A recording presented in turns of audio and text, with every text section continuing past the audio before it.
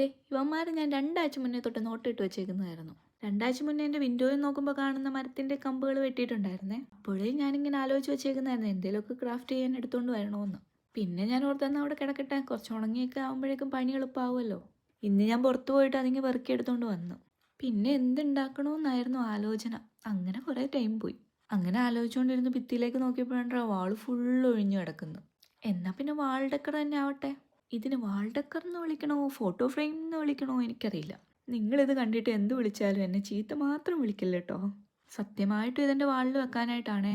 ഒരു 3-4 ഉണ്ടാക്കിയിട്ട് ഇങ്ങനെ അറേഞ്ച് ചെയ്ത് വെക്കുവാണെങ്കിൽ നല്ല ഭംഗിയായിരിക്കും. ഇന്ന് ഞാനിപ്പോൾ ഒരെണ്ണേ ഉണ്ടാക്കിയിട്ടുള്ളേ.